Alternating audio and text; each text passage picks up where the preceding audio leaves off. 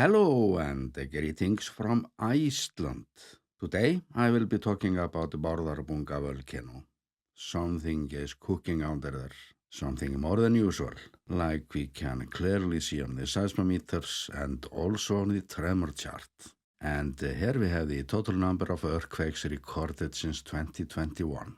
And if the current spike continues or develops into something more significant, it looks like 2026 will break all previous records since the 2014 eruption.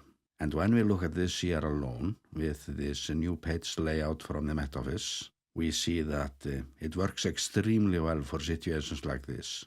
So I'm leaving a link to this website so you can do your own charts. And since Bárðarbunga is a well-known subject of this channel, it's appropriate to mention a phrase that I hear every now and then in geology reports, and it goes like this. Volcanic activity in recent years may indicate that a cycle of intense volcanic activity under the glacier has recently begun. And one might ask, how does a Bárðarbunga cycle look like?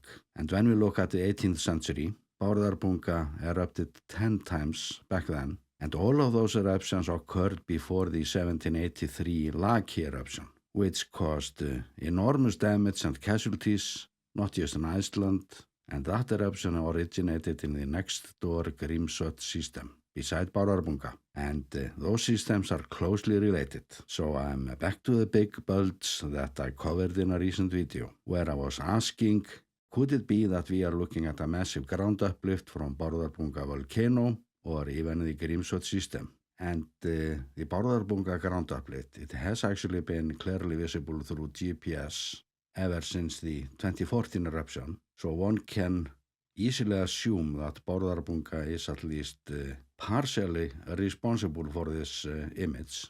But I don't see such recognition out there, at least not through my regular information browsing tours. And it's likely not very simple for scientists to determine the exact cause of this uplift, since we have the mantle plume under there as well. So it might be impossible to fully understand the forces that are coming together there. And when we look at the obvious facts, such as the general glacier retreat trend, it is the south part of the largest glacier that has retreated the most, especially the outlet glaciers. And then we have the large highland glaciers that have retreated fast in the last decade. And this bulge just seems to be too uniform in size to follow any kind of glacier retreat. But again, I'm not the expert. I'm just showing you what I see as out of the ordinary, and ask questions that I cannot answer myself. Questions like, might this image be showing ground uplift from the magma chamber of Bárðarbunga or Grímsvötn? And that magma chamber is not small. It produced 25 cubic kilometers of lava 8,000 years ago, covering 900 square kilometers. And for comparison, the 2014 eruption in Bárðarbunga produced 1.44 cubic kilometers of magma. And that eruption was considered to be very large. So when we use criteria like capacity utilization, the 2014 eruption was not particularly significant. And volcanic eruptions, they usually release only a fraction of the molten material, which raises the question, was the 2014 eruption just a sample, just a little vent going off to send us a warning, and the mother lode is still waiting? So how much magma have we got under there? And if we look at the frequent and short Grímsvötn eruptions, they were just tiny little samples. And the last mother lode came up during the Laki eruption in 1783. That eruption tapped into something very nasty that came up with roughly 15 cubic kilometers of lava, covering 600 square kilometers. And that magma chamber has had almost 250 years to reload now.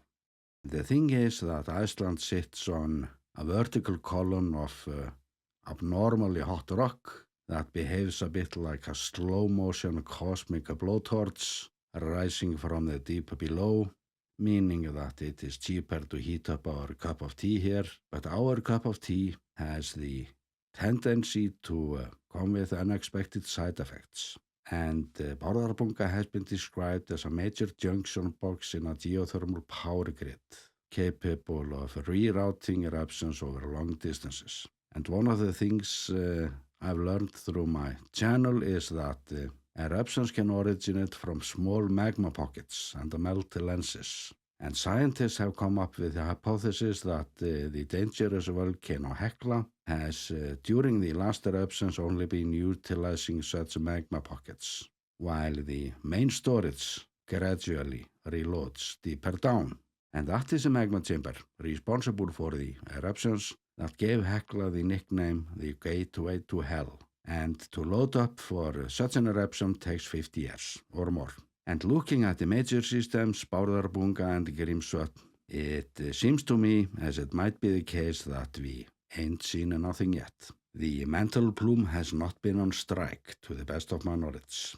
And at some point in time, those volcanoes will tap into something by far worse than usual.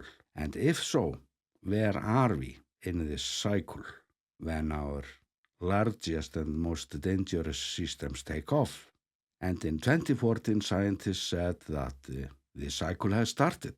And with other words, some of the largest systems in the world are waking up. And today, despite the fact that they got this right, Bárðarbunga was not just this one single eruption. I sense this reluctance to talk about things as they are. And we have all sorts of signs all over the place. And if we look at the huge Torfajökull caldera, we know that it is a part of the magma highway from Bárðarbunga. There is constant ground uplift there. The seismic activity is on the rise now. And when I was flying over that enormous caldera a while back, looking around with the volcano Hekla clearly visible to the west and the volcano Katla to the south. And scientists know it already that Bárðarbunga has been sending magma to the Torfajökull region, but does she have a larger territory? And when we look the other way to the northeast from Bárðarbunga, we find Askja volcano, which is a separate system, and we have enormous magma accumulation under there as well.